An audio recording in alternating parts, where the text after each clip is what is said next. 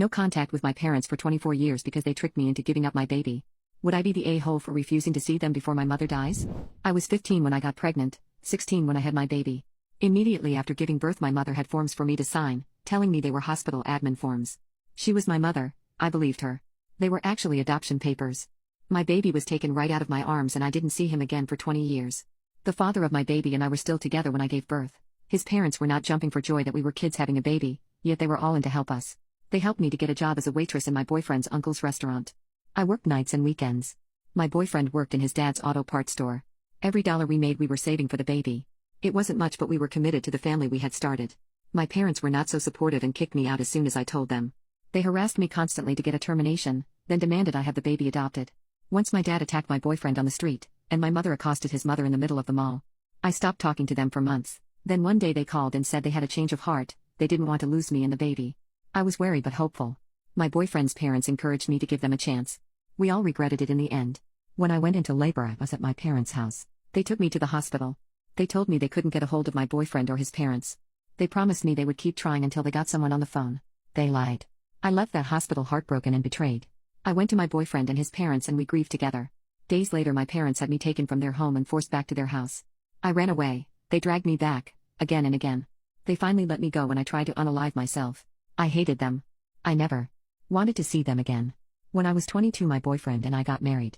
It wasn't a grand event. We were married at the courthouse, then went back to my in-laws for a backyard barbecue reception. A year later, we welcomed our second child into the world. The trauma from the events of the first time I gave birth hit us both hard, especially my husband. I would not have had it any other way, but he still demanded to be in the delivery room with me. I wanted my mother-in-law there with us too. His dad and siblings waited on guard in the waiting room and outside the hospital. Overk LL. Maybe, but we felt safer knowing there were people there for us, making sure nothing happened. I have given birth to a total of 4 babies. We love each and every one of them, and yet our hearts ached and yearned for our firstborn. Every day I thought of him and hoped that he went to a good family that loved him. Every year on his birthday, my husband would buy him a Matchbox car and I would bake him a rhubarb sponge pudding. We had no idea he even liked rhubarb sponge pudding and Matchbox cars, or if he even knew what they were, but we did it anyway. My husband isn't a fan of cake, so I imagined our son also wasn't a fan.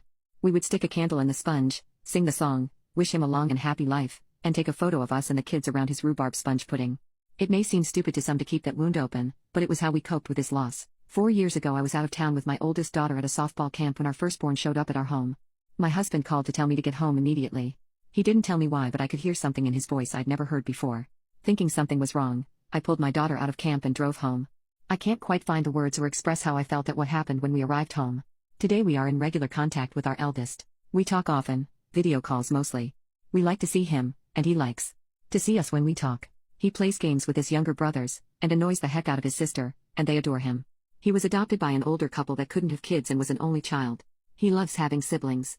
He has spent Christmas with us every year since he came back into our lives and stays for a month. For his birthday we all fly to him and stay for a week. I imagined correctly. He doesn't like cake. He doesn't like rhubarb either, so I baked him a peach sponge pudding. We also fly to him on the anniversary week of his parents' deaths. They died within days of each other. His father found us years before when our son first told his parents that one day he would like to meet us. I am so grateful to the man and woman that adopted him. They gave him a good life with lots of love, and raised a good son. I wish I could have known them. Thank them. A few weeks ago my dad contacted my in-laws. My mother is dying. They have regrets and want to repair our relationship before she goes. Every part of me is against it. They can both choke to death on their regrets for all I care. There is not 1 ounce of me even a little bit willing to give them that. I hate them for what they did to us, for stealing our son, for taking him right out of my arms. All that time was lost because of their cruelty and their selfishness. I hate them.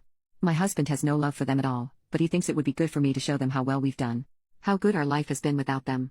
He wants them to meet our kids. All our kids. He wants them to come face to face with the child they took from us. He wants to rub in their faces all they've missed out on and leave them with new regrets. I don't think they deserve to lay their eyes on so much goodness. But I think of my son and the good life he had. The good people that gave him that life. I can't say we would have been able to give him that. Who knows what life a couple of teenage parents would have been able to provide. Maybe we would have had the life we have if we had kept him. Maybe not. My father-in-law says probably not. The people who mean the most to me vary in their opinions about the situation, but they know us. They know more of our history than I wrote here. I'm hoping for impartiality. Would I be the a-hole if I don't give my parents a chance?